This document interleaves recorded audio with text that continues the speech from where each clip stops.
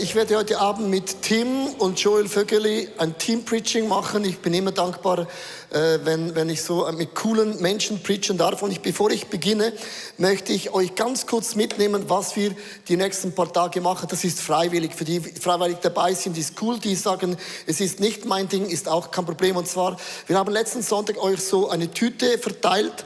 Wenn du nicht da gewesen bist, kannst du es doch draußen in Folie holen. Und zwar, das kommt aus dem Gedanken, ich bin katholisch aufgewachsen und immer 40 Tage vor Ostern gab es so ein Säckele und das habe ich dann mitgenommen. Und beim Fasten ist ja so, man verzichtet aufs Dinge. Und ich habe jeden Tag da 10 Rappen, 20 Rappen, 5 Rappen reingetan in meiner Fastenzeit. Und ich habe als kleines Kind gelernt, beim Fasten zu sparen. Das kann jede Person machen. Und dann habe ich das vor Ostern in die Kirche gebracht, für all die sozialen Projekte, die gestartet worden sind. So, das ist der Sack. Und natürlich, ihr twintet ja. Wie bringt man den Twint da rein? Es ist einfach symbolisch, dass du irgendwas aufstellst und dich daran erinnerst, das Säckele steht bereit, ich möchte gerne verzichten. Dann ist wichtig, dieses Buch, ich weiß, wir sagen das immer an, aber alle Kosten, aller Gewinn geht in ICF Zürich, ich verdiene nicht, ich hatte bloß Arbeit. Wir beginnen morgen beim ersten Kapitel und zwar, es ist mir mega wichtig, wir gehen alle Themen durch. Von wie kann man Schulden abbauen, wie kann man mit dem, was man hat, zufrieden sein, wie kann man Finanzen investieren, wie kann man auch für die nächste Generation, das heißt deine Kinder, die eines Tages kommen werden, im Namen Jesus. Wie kannst du das Erbe weitergeben? Wir gehen durch ganz verschiedene Themen durch, von A bis Z. Und ich freue mich morgen um 7 Uhr zu beten mit meiner Frau. Und ich habe gedacht, eine Fastenserie beginnt man mit einer Feier. Und ich habe mein Team gefragt, ob sie mir so Tischbomben kaufen können. Heute möchte ich eine Tischbombe zünden. Ich möchte heute Abend offiziell unsere Fastenzeit einläuten. Genau, also ich mache das vor allem auch für mich, weil ich werde 5 Wochen fasten, 5 Wochen. Ich werde 21 Tage mit euch fasten, dann eine Woche vor Ostern werde ich fasten für das Ostermusical. Es kommen Tausende von Menschen, die kennen Jesus nicht. Und ich bete, dass der Heilige Geist Wunder macht. Und dann eine Woche später bete ich weiter, damit das, was Leute Entscheidung getroffen haben, der Feind den Samen nicht stiehlt. Also 5 Wochen und ich habe jetzt schon Entzüge. Es geht mir jetzt schon Kopfweh, bevor ich angefangen habe zu fasten. Das ist einfach normal. Also seid ihr bereit? Wir starten es mit dem Fastendings. Genau, die Tischbombe. Ja, es geht ein bisschen lange, bis das Zeug brennt. Aber es kommt dann schon. Jetzt kommt es dann.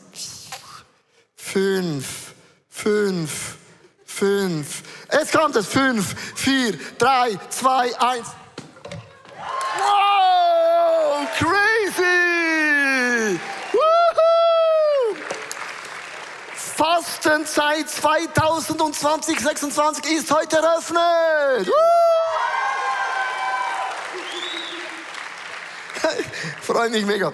So, heute Abend möchte ich ganz kurz mit dem Team über Finanzen sprechen. Und zwar, ich bin zum Glauben gekommen mit 18. Bin katholisch aufgewachsen. Ich hatte nie in der Kirche über Finanzen eine Predigt gehört, kam in die Kirche. Und ich habe festgestellt, in der Kirchenlandschaft gibt es 3 Gruppen.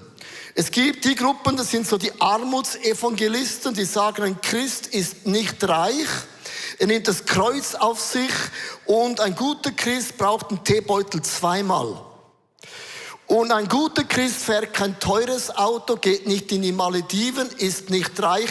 Denn bevor ein Reicher in den Himmel kommt, kommt ein Kamel durch das Nadelöhr und diese Dinge. Und dann sagen die arm sind, zu denen, die reich sind, ihr kommt nicht in den Himmel, denn euer dekadentes Herz stimmt nicht. Also die Armut greifen die Reichen an. So, das ist die eine Gruppe. Kennt ihr die? Keine Hand hoch, wer das ist. Dann gibt es die Wohlstandsevangelisten. Ich habe auch ein paar Freunde, die sagen, ein echter gläubiger Christ ist reich, fährt ein super Auto, ist immer reich, ist immer gesund, hat nie Probleme. You're going from glory to glory, from level to level, from blessing to blessing. Und die sagen, forever young, forever fresh and always cash. Und die schauen dann runter auf die Armutsevangelisten und sagen, oh, ihr tut mir so leid, püppelapüpp. Ihr leidet, weil ihr keinen Glauben habt, ihr habt keinen Pfupf, ihr seid dermaßen bieder. Kennt ihr biedere Christen, die bieder sind? Das ist jemand ehrlich. Und die schauen hoch und sagen, ihr seid unglaublich dekadent. Und ich kam da zum Glauben und habe gesagt, das sind schon komische Lager. Und es gibt eine dritte Gruppe, das sind die Dankbaren. Dankbare Christen sagen wie Paulus, ob ich wenig habe oder viel habe, ob ich warm oder kalt habe, Gott gab mir immer die Kraft. Und Paulus sagte, Gott ist mein Versorger. Und wenn Gott dein Versorger ist, bedeutet das nicht arm oder reich. Gott kann dir alles schenken, ist kein Problem. Aber die einen von uns haben viel, die einen haben wenig, spielt keine Rolle. Gott ist mein Versorger. Und ich habe mich entschieden, ich bin ein möglichkeitsdenkender Christ, der Dinge nicht verurteilt, zu sagen, nur weil der an Wohlstand glaubt, kommt er nicht in den Himmel, und der arm ist, kommt in den Himmel. Wer bist du, zum sagen zu können, das Herz ist aufrichtig? Sondern wir müssen lernen zu sagen, Gott ist ein Gott, der Wunder bewirkt in meinem Leben, viel oder wenig, es ist up to God. Ich bringe 3 Beispiele, um das zu erklären, in den Statement, was abgeht. Zum Beispiel, wenn jemand sagt zu dir, wow, ich habe gesehen auf Instagram, du warst einen wunderschönen Urlaub. So, der Stolze sagt, ja, ich gehe in einem Monat noch einen schönen Ort. Der Armutsevangelist sagt, ja, der Flug war günstig. Und der Dankbare sagt, danke, Gott hat mich versorgt. Das zweite, Leute sagen, wow, du bist mega stylisch angezogen. Also nicht ich, sondern du bist mega stylisch angezogen. Dann sagt der Stolze, Gucci, Prada, Mui Mui, Moncler. Und der Armutsevangelist sagt, das war on sale. Und der Dankbare sagt, merci fürs Kompliment, I take it. Wenn jemand sagt, wow, du fährst so ein wunderschönes Auto, dann sagt der Stolze, ich habe noch 3 von denen zu Hause, noch schöner, noch geiler. Und der Armutschrist sagt, es ist das Firma-Auto von der Firma, die mir gehört. Den Joke höre ich andauernd. Es ist nicht meins, der Firma, aber es ist meine Firma. Okay. Der Dankbare sagt einfach, Gott meint es gut mit mir. Also merkst du, wir haben so 3 Gruppen zum Thema Finanzen. Und ich liebe, dass die Bibel hat so viele Bibelstellen über Finanzen. 5. Moses 8, Vers 18. Und das ist die Grundlage von dieser Serie, wo es heißt, denkt vielmehr an den Herrn, euer Gott, von dem ihr die Kraft bekommen habt, all diesen Reichtum zu erwerben. Gott kann dich reich machen. Es ist eine Gabe Gottes. Denn er hält sich an den Bund, den er mit euren Vorfahren geschlossen hatte und der heute noch für euch gilt. Die Bibel sagt, der Bund, den Gott geschlossen hat im Alten Testament, ist nicht plötzlich einfach verschwunden worden. Ein Bund bedeutet folgendermaßen, Leute sagen zu mir, ich liebe Gott, ich folge Gott nach. Das ist das Gleiche, wenn du sagst, ich liebe meine Frau, ich liebe meine Freundin, ich liebe meinen Mann, ich liebe meine Kinder, ich liebe meinen Hund, ich liebe die Church, ich liebe Gott. Wir haben keine Liebesbeziehung zu Gott. Ich wiederhole es nochmal. Es ist nicht eine Liebesbeziehung zu Gott. Ich fühle, ich liebe gleich. Wir haben einen Bund. An dem Tag, wo du heiratest, machst du einen Bund. Ein Bund ist mehr als Liebe. Ein Bund bedeutet im Alten Testament, da waren 2 Parteien. Der eine nahm seinen Mantel und sagte, all mein Besitz, all mein Reichtum, alles, was ich habe, gebe ich dir und es gehört ab nun dir. Und der andere sagte, alles, was ich besitze und alles, was ich habe, gebe ich dir. Alles gehört dir. Das ist ein Bund. Ist nicht Liebe, es ist ein Bund. Und ein Bund bedeutet, wenn wir einen Bund machen mit Gott, ist meine Frage, die Antwort ist nicht schwer, das zu sagen. Wenn du einen Bund machst mit Gott, wer ist der Gewinner? Ist Gott der Gewinner, dass du einen Bund mit ihm machst? Dann sagst du Gott, alles, was ich habe von meiner Ausbildung, von meinem Twin, alles gehört dir. Oder sagt Gott, wenn ich ehrlich bin, dir gehört eh nichts. Ich habe dich geformt im Leibe deiner Mutter, nicht du. Ich wollte, dass du geboren wirst, nicht du. Ich habe jeden Tag aufgeschrieben im Buch des Lebens, wo du leben wirst. Ich habe dir alles gegeben. Wenn Gott mit uns einen Bund macht, gehören wir zum Siegesteam. Wir sind beschenkt von einem aberliebenden Vater, der für seine Kinder immer nur das Gute gibt. Das ist ein Bund. Wenn wir heute Abend über Finanzen sprechen, musst du wissen, Gott hat einen Bund mit uns gemacht, einen aberliebenden Vater. Wir haben 2 Söhne und einen guten Vater, eine gute Mutter, der macht alles für seine Kinder, dass du aufblühst und gesegnet bist und auch verwöhnt wirst, weil du weißt genau, was sie brauchen. Gott ist mein Abervater, hat einen Bund gemacht und ich gehöre zu den Leuten, die sagen können, der Himmel ist nicht irgendwo, der Himmel wohnt in mir. Darum gibt es für den Christ keine Dinge, die sind nicht unmöglich. Für Gott sind alle Dinge möglich, ob reich oder arm. Gott hat Möglichkeiten bereit für dich. Wir haben einen wunderbaren Vater. Und diesem Gott geben heute Abend einen Applaus. Love Club, allen überall. He is my healer. Come on. Warum betone ich das heute Abend? Ich hab ein bisschen gegoogelt die letzten paar Monate und ich möchte euch 2 Statistiken zeigen. Jetzt kann man sagen, jede Statistik ist so gut, wie man sie selber erfindet. Aber die Statistik sagt Folgendes aus: In Europa, 18 bis 29 Jahre jung, das ist Generation Z, dass 45-50% der jungen Leute haben irgendeine Art von Schulden. Und Schulden zu machen heißt, wir sind keine guten Verwalter. Wir haben das, was Gott uns anvertraut hat, nicht verwaltet, wie es Gott denkt. Es gibt aber immer Gründe, warum man Schulden hat.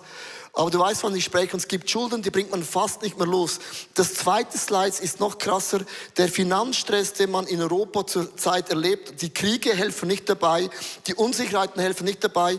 Und der folgende Punkt ist, was ich gelernt habe in Leiterschaft, ist, als das Internet erfunden worden ist, hat das Arbeitsplätze generiert. Also das Internet hat Arbeitsplätze generiert. Und AI ist zum ersten Mal in der Geschichte von Menschen, wird Arbeitsplätze vernichten. Man sagt, in 5 Jahren wird nicht mehr jede Person einen Job haben, weil es braucht dich nicht, wir werden ersetzt mit Roboter. Und das ist jetzt nicht eine These, es kommt dann vielleicht einmal, das weiß man schon seit Jahren, die das entwickeln, sagen alle, AI hat eine ganz krasse Gefahr. Und der Flipside ist, dass 60-70% von der jungen Generation sagt, wir haben finanzielle Ängste für die Zukunft, es wird nicht mehr genügen. 50% sagen, der Wohlstand der Eltern wird nicht mehr reichen, die AV genügt schon lange nicht mehr. Und 70% der Leute sagen, ich werde nie mehr eine Immobilie besitzen, weil Land ist unerkäuflich. Und das bedeutet, wenn ich das heute Abend bringe, möchte ich dir Folgendes sagen: Ich glaube nicht, dass die Politik und die Umstände und ob es jetzt hoch oder tief ist, mich prägt. Ich möchte euch heute Abend zurufen, Gott hat einen Bund gemacht mit dir. Und der Bund bedeutet, was auch immer die Welt uns bieten wird, Gott hat versprochen, für immer werde ich dein Versorger sein. Ich werde mich nie von dir weichen, du wirst immer genug haben für heute. Das ist der Grundcharakter von diesem Gott im Himmel. Und ich bin so dankbar, dass Gott einen Bund gemacht hat, der ist nicht abhängig von mir, sondern er hat alles, ihm gehört alles und Gott hat alle Möglichkeiten, die es wirklich gibt. Lass uns einen Applaus geben. Tim, du nimmst den nächsten Punkt mit. Und ich freue mich. Wow. Habt ihr diese Statistik gekannt? War krass, oder? Wer kennt Finanzstress? Okay. Die ehrlich sind, die halten hier die Hand hoch, das ist gut. Ich kenne es sicher. Weißt du, Finanzstress kommt nicht von irgendwo. Ich möchte euch zu den Worten von Jesus nehmen, dem wir nachfolgen. Er hatte sehr viel zu sagen zum Geld oder zu unserer Einstellung zum Geld.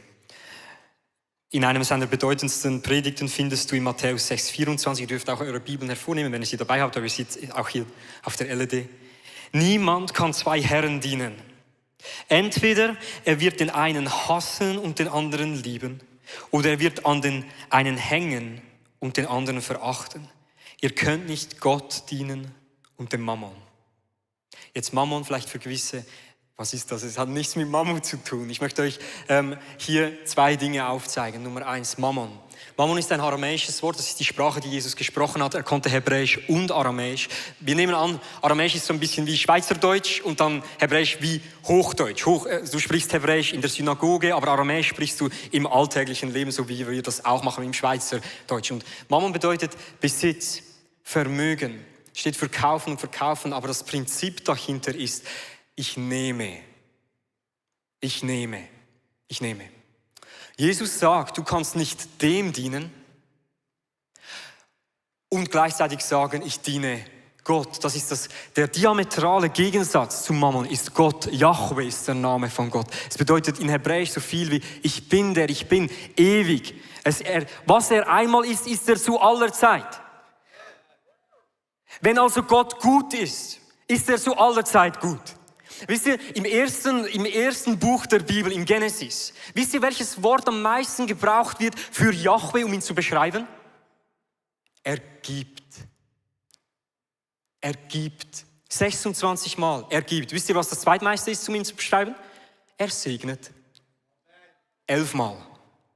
Also Gott stellt sich uns als ein Gott vor, der gibt. Er liebt es zu geben. Er gibt es, seine Hand ist offen. Und das Prinzip hinter Gott zu dienen ist nicht nur zu empfangen, sondern zu geben. Und diese zwei Welten, du kannst nicht in beiden Welten stehen. Es geht nicht. Das sind Gegensätze, komplette Gegensätze. Vielleicht für gewisse von euch, um es zu verstehen, du kannst nicht GC-Fan sein und FCZ-Fan zur gleichen Zeit. Macht Sinn, oder? IB und Basel geht nicht. Oder für unsere Deutschen, Schalke und Dortmund oder Bayern und Dortmund. Es geht nicht. Du kannst nicht beides zur gleichen Zeit. Und so oft versuchen wir hier irgendwie beides zu machen. Ich versorge mich und ich schaue auf mich und ich nehme. Aber gleichzeitig, ja, Gott ist mein Versorger, aber ist er es wirklich? Ich bin nicht so ganz sicher. Und wir werden so auseinandergerissen. Und Jesus sagt heute Abend zu dir und zu mir, du kannst nicht beiden dienen. Du musst dich entscheiden. Du musst dich entscheiden. Die Welten sind komplett verschieden. Hier sagt jemand, wenn du der Größte sein willst, dann beginne möglichst vielen zu dienen. Wenn jemand dich verflucht, dann segne ihn. Es ist eine andere Welt, als was die Welt der Mammon uns lehrt, wie wir mit dem Geld umgehen können. Ich möchte ein bisschen genau mit euch hier anschauen. Vielleicht jetzt denkst du dir, okay, wie weiß ich, ob ich irgendwie dem Mammon, dem System Mammon diene? Es ist wie, wenn du eine Krankheit hast, du schaust die Symptome an in deinem Leben und dann weißt du, wo du stehst. So, also lass uns mal anschauen, was sind so ein bisschen die Symptome von Mammon. Er verspricht Glück. Er sagt immer, wenn du das mal hast, wenn du mal so viel Geld hast, dann bist du glücklich. Und du jagst ihm hinterher. Gibt scheinbare Sicherheit. Ich habe schon so viele Male von irgendwelchen Budgetberatern gehört. Schau, dass du um 6 Monate, deine Fixkosten gedeckt hast und dann bist du sicher. Und es ist nicht schlecht zu sparen, aber die Sicherheit liegt doch nicht in unserem Geld. Es gibt eine scheinbare Sicherheit. Es gibt vielleicht eine falsche Identität. Wenn du das hast, wenn du dieses Gadget hast, wenn du dieses Auto hast, wenn du diese Freunde hast, wenn du dieses Geld hast, dann bist du jemand. Dann schauen die Leute dich an. Ist ein Bullshit. Führt in die Vergleichsfalle. Wenn du dich immer wieder vergleichst, der hat ein schöneres Handy als ich. Der hat, wow, was für eine Kette sie hat. Unglaublich, ich möchte außen. Das ist Vergleichsfalle. Er führt in die Vergleichsfalle. Er fördert falsche Großzügigkeit. Du gibst, um zu bekommen. Und er führt zur Manipulation, dass alle Zwecke sind geheiligt, wenn du mehr Geld willst. Lass uns zusammen anschauen. Was ist der Gegensatz dazu? System Gottes. Es verheißt wahren Frieden. Wie Leo es gesagt hat, wie Paulus es gesagt hat. Es geht nicht darum, ob du viel Geld hast oder wenig, aber was ist deine Einstellung zum Geld? Hast du jemals genug? Es gibt diese wunderbare Geschichte von einem Autor, der hat ein Buch geschrieben, ein Bestseller, ging um die Welt, hat unglaublich viele Exemplare verkauft und ein Freund nimmt ihn an eine Party von einem Milliardär. Und sie sind an dieser Party und sie sehen, wie dieser Milliardär durchgeht. Und dieser Freund von diesem Autor sagt so ein bisschen neckig zu ihm, weißt du, dieser Milliardär, der hat gestern an einem Tag so viel verdient, wie dein ganzes Buch wahrscheinlich in der ganzen Zeit machen wird. Dann sagt der Autor zu ihm, aber er hat etwas nicht, was ich habe. Und der andere, was hat er? Genug. Das ist wahrer Frieden. Ob du viel hast oder wenig. Ich habe genug. Gott versorgt, gibt wahre Sicherheit. Deine Sicherheit ist nicht in einem Bankkonto, sondern in Jesus Christus. Es verleiht wahre Identität. Nicht, wenn du Geld hast, dann bist du jemand, sondern weil du ein Sohn oder eine Tochter Jesu bist, dann hast du eine wahre Identität. Das kann dir niemand nehmen. Führt zu Dankbarkeit. Du bist für jedes Kleine plötzlich dankbar. Ach Jesus, danke, jemand hat mich für den Kaffee eingeladen. Halleluja. Was für eine Großzügigkeit. So schön. Fördert echte Großzügigkeit. Du kannst frei geben, weil du nicht brauchst. Du kannst einfach frei geben, weil du bekommen hast von deinem Vater und das führt zu Vertrauen in Jesus. Du kannst nicht beiden dienen. Du kannst im einen System sein und nicht im anderen. Wisst ihr, es geht nicht um die Frage heute Abend, ob Geld, viel Geld oder wenig Geld gut oder schlecht ist. Das ist niemals die Frage von Jesus. Die Frage ist, wo steht dein Herz? Das ist der Kampf, der gekämpft wird über deinem Leben. Und wenn du es nicht jung lernst, dann lernst du es nie. Ich möchte auch noch sehr klar sein, weil es sagt Paulus sagt zu seinem jungen Timotheus, 1. Timotheus 6,10, denn die Liebe zum Geld ist eine Wurzel für alles Böse. Nicht das Geld, aber die Liebe dazu. Immer mehr zu wollen, nie genug zu haben. Das ist die Wurzel von allem Bösen. Und manche sind hier so verfallen, dass sie vom Glauben abgeirrt sind und sich selbst die schlimmsten Qualen bereitet haben. Und hier, liebe Freunde, hier ist ein letzter Gedanke. Wenn du im System Mammon bist, dann wirst du immer mehr brauchen und immer mehr wollen. Und auf dem Weg dahin wird es dir absolut miserabel gehen. Du wirst wahrscheinlich, es kann sein, das sagt die Bibelstelle, vom Glauben abfallen und dein Leben wird langsam und langsam absterben, weil der Mammon, er wird von dir nehmen. Er wird von deinem Leben stehlen. Er macht dich undankbar und er wird zu deinem geistlichen Tod führen, in kurz oder lang. In anderen Worten, das System des Mammons formt dich in sein Ebenbild. Du wirst eine Person sein, die sein Leben auf dem Nehmen aufbaut.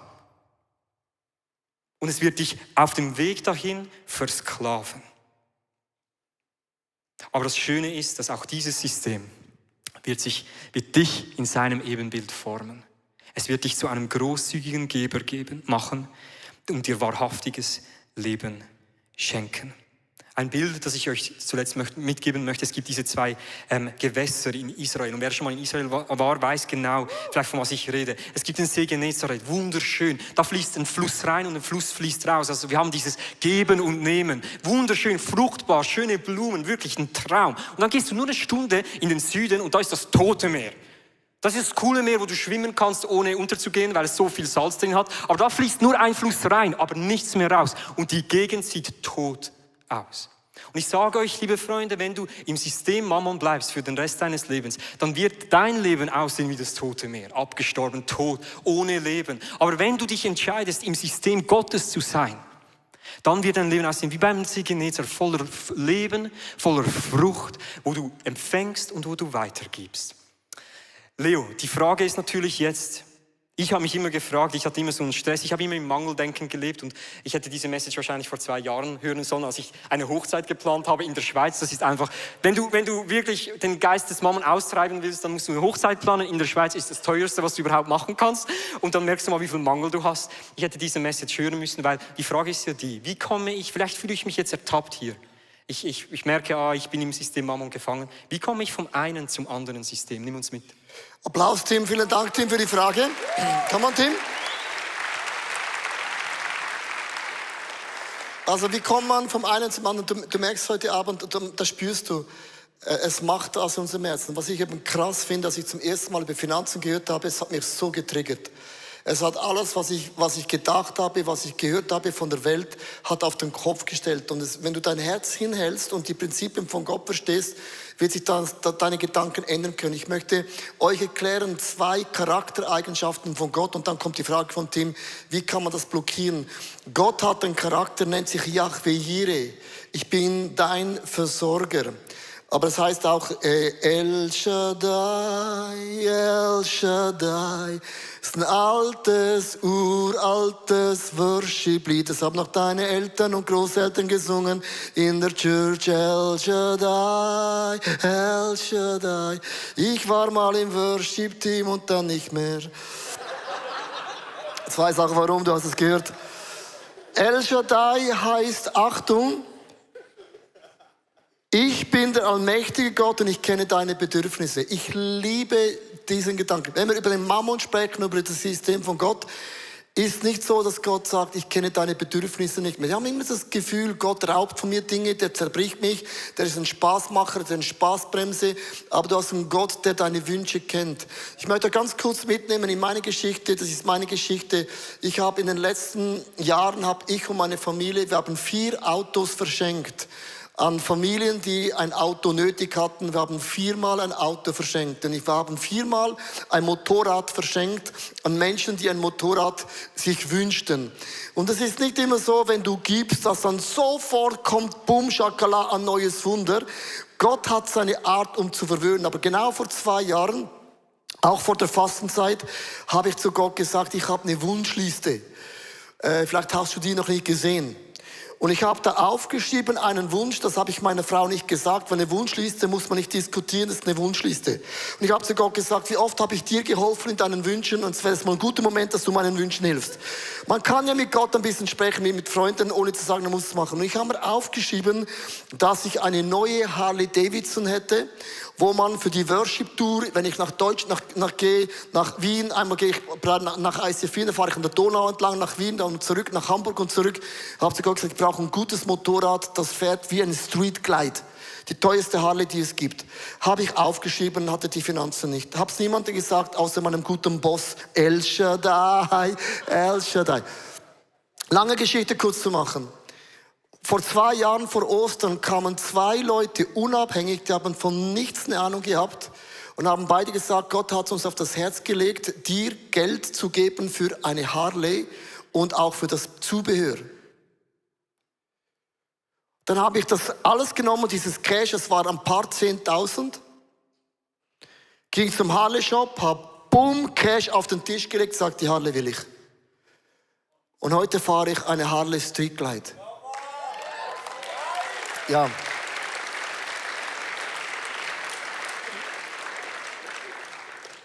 Und ich möchte euch ermutigen, ich bin kein Wohlstandsevangelist, das ist mir zu wohl.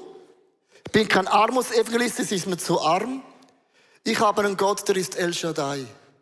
Und wenn wir heute Abend sprechen über den Geist von Mammon, du musst wirklich wissen, du hast einen Gott, der meint es gut. Einen Gott, der dich nicht einfach ausbeutelt.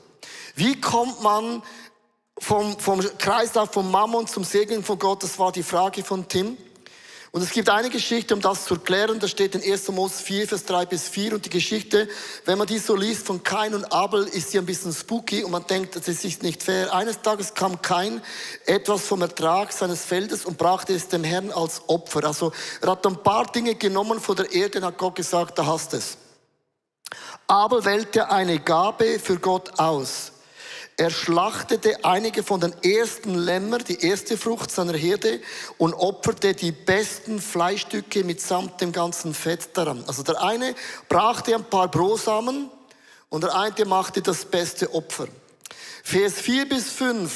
Der Herr blickte freundlich auf Abel und nahm sein Opfer an. Kain hingegen und sein Opfer schenkte er keine Beachtung. Und wenn man das so liest, denkt man, Gott, hast du einen schlechten Tag eingezogen.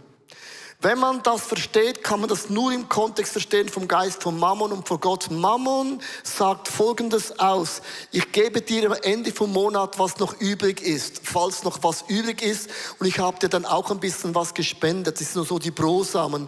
Also man gibt am Ende vom Monat in den Topf rein, was man dann noch hat man nichts, dann hat einfach Gott Pech gehabt. Und das sind dann auch die Leute, kennst du diesen Bibeltext, wo Leute sagen, einen fröhlichen Geber hat Gott gern. Das sagen die Leute, um zu sagen, darum muss ich nichts geben, weil mein Herz ist nicht fröhlich. Das habe ich noch nie von Leuten gesagt, die das System von Gott machen. Menschen, die verstehen, Gott ist El Shaddai, Gott ist Yahweh Jireh, die sagen, ich bin so begeistert und zu geben, denn Gott gab seinen einzigen Sohn, Jesus Christus, das Beste für mich, und ich bin Millionär in der Gnade und Vergebung von Jesus. Ich bin ein Millionär von der Gnade von Jesus. Das sind die Menschen, die sagen, geben, Gott hat gegeben, einen Neuanfang, hat mich geheilt, hat mich getröstet, hat mich versorgt. Ein fröhlicher Geber sagt, Leute, ich bin begeistert über die Art von Gott und nicht so, einen fröhlichen Geber hat Gott gern, ich bin nicht fröhlich, darum gebe ich nichts. Das ist so ein bisschen die Brosamen. Da schaut Gott nicht hin. Du merkst, das Bild über Gott ist matchentscheidend. Und wir alle starten irgendwo mit einem Bild, das wir haben, aber wir können uns entwickeln. Und ich möchte ganz kurz eine Zusammenfassung machen, wie kommt man dahin? Und dann wird uns Joel Vöckeli eine Story erzählen. Man beginnt von einem Opfer. Am Anfang ein Opfer meine ich mit dem, du kommst zum Glauben und beginnst einmal zu spenden und du meinst es ganz, ganz ehrlich und es kostet dich am Anfang was. Es ist das Gegenteil, was du gelernt hast, was der Banker dir sagt, man gibt ein Opfer. Dann lernt man plötzlich, die Erstlingsfrucht ist das erste Gehalt, das du jemals bekommst, spendest du komplett. Die erste Dividende, die ich bekam, habe ich komplett gespendet. Die erste Kollekte am Anfang vom Januar im ICF Zürich geben wir alle weg und es ist jedes Jahr die beste Kollekte. Bitte gebt die beste Kollekte am zweiten Sonntag im Januar. Nee, jedes Mal läuft der Schweiß runter, weil es ist ein Test. Glaubst du, wenn du das Beste vom Jahr weggibst, dass Gott für die anderen 51 Sonntage auch sagt, das ist eine Herzensfrage, ist Gott El Shaddai, Yahweh Jireh? Dann lernst du plötzlich 10% zu spenden und du merkst am Anfang, man schwitzt und dann funktioniert es und dann hast du plötzlich Reach Beyond mit diesem Säckele und irgendwann merkst du, ich habe eine Gabe vom Geben. Mein Schwiegervater hatte eine Gabe vom Geben. Der hat die Finanzen generiert, um zu spenden. spenden für Missionare. Das war sein Ministry.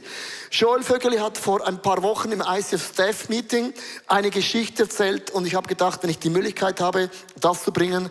Du warst so on fire und let's give Joel einen Applaus. Zweifacher Familienvater. You're doing great, bro.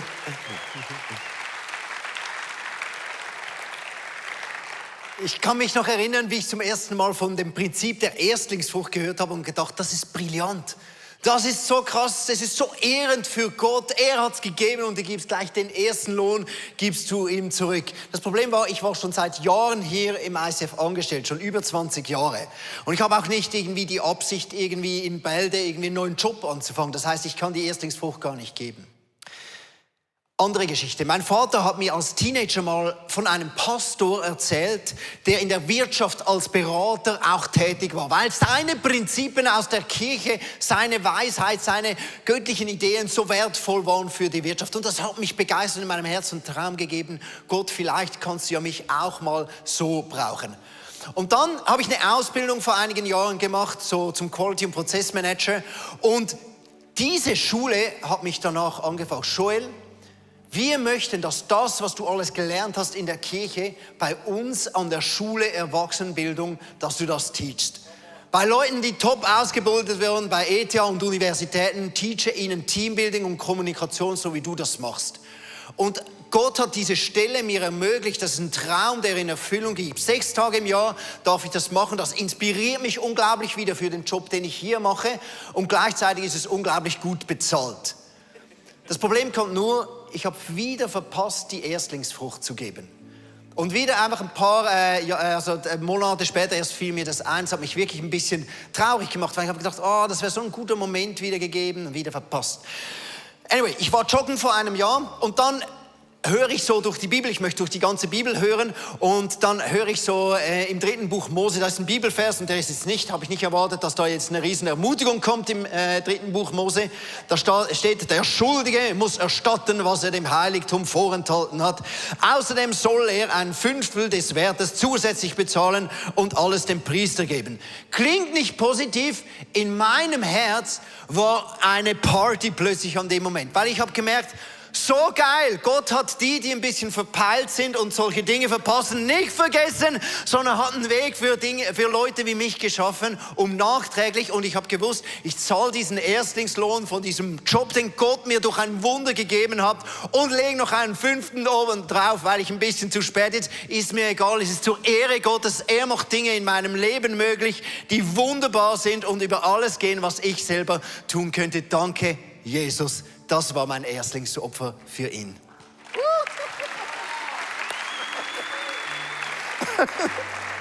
Wow, du merkst, so eine Begeisterung. Ich habe gedacht, die Story muss man hören. Was ich krass finde, ist, der Geist von Mammon ist eine Kraft, das spürst du. Weil es wäre eine ganz normale Predigt, über Sexualität kannst du sprechen, Finanzen sprechen. Da gehen Geister hoch. Da kommen Systeme hoch, da kommen Blockaden hoch. Und ich habe eine Statistik gelesen, schon länger aus Amerika, die sagen, 17-30% von allen praktizierenden Christen geben an, 10% zu zahlen. Das heißt, das ist 1/4. Und mich hat das irgendwie stutzig gemacht, da habe ich gedacht, ja, das kann doch nicht so sein, das ist ein bisschen zu extrem. Und dann hatte ich die Predigt gehabt über den 4-fachen Ackerboden. Und die Predigt habe ich nicht geplant, sondern ich war da auf dem Stuhl und Gott hat mir das inspiriert. Und ich zeige euch ganz kurz die Grafik, falls du nicht da gewesen bist letzten Sonntag. 3/4 vom Ackerboden ist nicht fruchtbar. Und das sagt genau die Statistik aus in Amerika, dass 3/4 von den Christen nie in den Bereich kommen, wo sie 30, 60 und 100-fache Frucht bringen für die Ehre Gottes. Ich spreche nicht nur über Finanzen, dass du Menschen zum Glauben bringst, Menschen zu Jünger machst, Menschen die Bibel erklärst, dass du eine Church beginnst, eine Kleingruppe beginnst. Viele Leute, die sind enttäuscht, du hast Sorgen vom Alltag, es kommt der Reichtum, du kommst nie in diese Zone hinein. Und ich habe gemerkt, der Geist von Mammon ist nicht so ein Randthema, das hat mit uns heute Abend nichts zu tun. Ich wäre froh, es wäre so. Es betrifft 3/4 heute Abend von uns. Und wie kommt man vom Geist von Mammon da hinein in das Prinzip von Gott? Ganz einfach, indem dass man gibt. Und ich erkläre euch, warum ist Geben so wichtig. Weil im Alten Testament gab es eine Zeit im Tempel, wo die Leviten hatten kein Gehalt und sie haben 10% in den Tempel gebracht, damit die Botschaft Gottes verkündigt wird. Und die Bibel sagt, eines Tages hat das Volk aufgehört, den Zehnten zu bringen in den Tempel. Die Priester konnten den Dienst nicht mehr tun, die Menschen haben angefangen zu sündigen, Ehebruch und das ganze Programm. Und eines Tages hat Esra die Buchrolle der Bibel genommen, hat nur aus der Buchrolle gelesen und Leute haben geweint. Und haben gesagt, Esra, wie kann es sein, dass wir so weit weggekommen sind von den Geboten Gottes? Was ist mit unserem Herzen geschehen? Sie haben Buße getan und haben den Tempeldienst wieder hochgehalten und haben den Zehnten wieder gebracht. Der Punkt ist das, Finanzen ist Einfluss. Wenn du in den McDonald's gehst, gibst du Fast Food ein Mandat. Wenn du in den Starbucks gehst, gibst du Starbucks ein Mandat. Wenn du sagst, die Botschaft Gottes ist die wichtigste Botschaft, die es überhaupt gibt, zahlst keinen Euro in die Church, dann sagst du mit anderen Worten, die Botschaft Gottes spielt keine Rolle. Du gibst dem ein Gewicht. Finanzen ist immer auch eine Vision. Wir nehmen Einfluss in die beste Botschaft, die es gibt, damit die Kirche, die Gott gepflanzt hat, das heißt Ekklesia, die herausgerufen, genährt und gefüttert werden im Glauben, deine Kinder großwachsen im Glauben. Du gibst deiner Kirche wieder eine Stimme in deinem Dorf, in deinem Ort, wo du bist, und das ist matchentscheidend für die Ehre Gottes.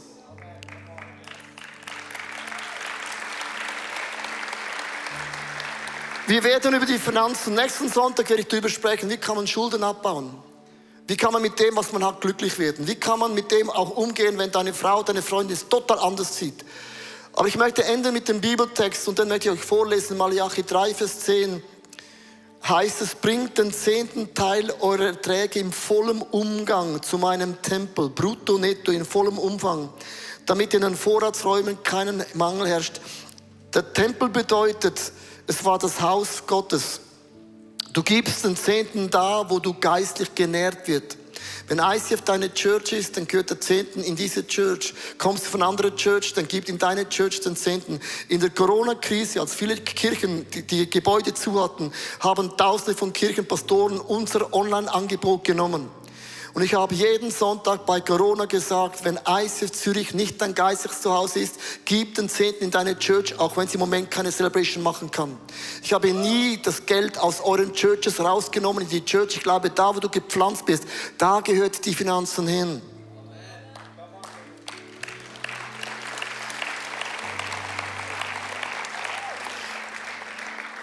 Ich möchte mit euch ehrlich sein, das sind wir heute Abend. Als ich zum Glauben kam, es hat mich gechallenged. Weil der Geist von Mammon, sagen alle, mit dem will ich nichts zu tun haben, weil er ist nicht sexy. Du kannst ein Haus kaufen, du bist der Besitzer vom Haus, aber du kannst gewisse Räume nicht renovieren.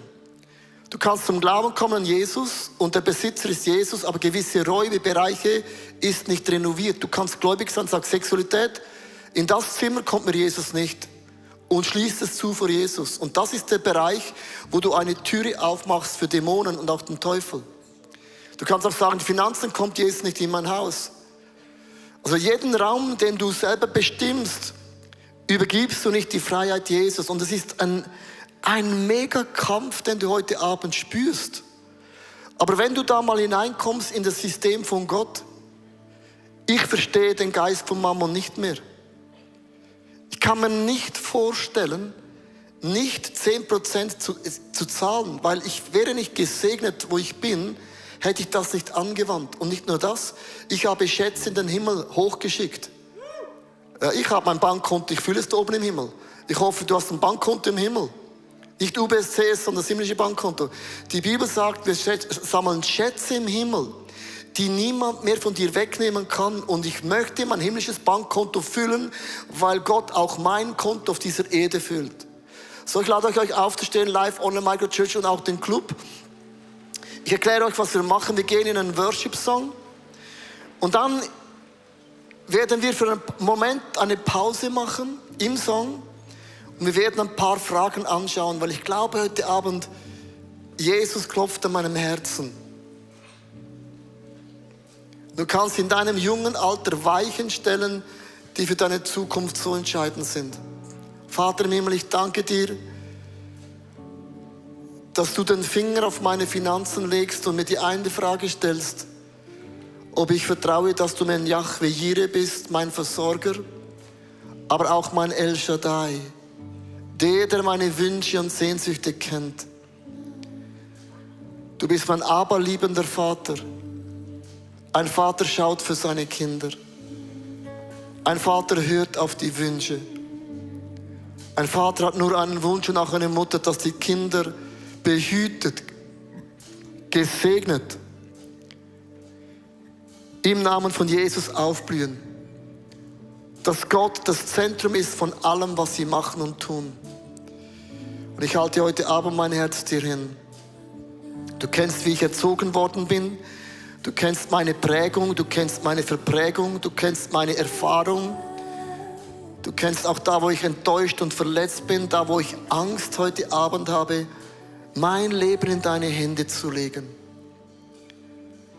Und weißt du, wenn wir Gott anbeten zusammen heute Abend, dann sagt die Bibel, wo 2 oder 3 zusammen sind und sie beten Jesus an, er ist in der Mitte. Und Jesus geht nie an unseren Wünschen, Sehnsüchten und Nöten vorbei. Er bleibt stehen. Und ich bitte dich heute Abend, Jesus, bleib stehen bei meinem Herzen. Du kennst mein Herzen, du kennst den Kampf vom Mammon, wo mich immer wieder mit den Wünschen, mit den Sehnsüchten, mit der Sünde anklopft. Aber gib mir Augen, die sehen, wie du siehst. Ohren, die das hören, was der Geist Gottes sagt. Es ist uns eine große Ehre, dass du diese Message geschaut hast und dich von Jesus berühren lässt. Denn dafür schlägt unser Herz, dass Menschen wirklich Jesus erleben und von ihm verändert werden können. Wir unterstützen dich auch gerne noch weiter. Bitte folge uns auf Social Media oder connecte uns. Du kannst übrigens auch zur Church gehören, wenn du einfach online dabei bist. Und natürlich würde es uns freuen, wenn du auch mal am ISF Sunday Night reinschauen würdest, live vor Ort. Das wäre natürlich auch sehr schön. Bis bald.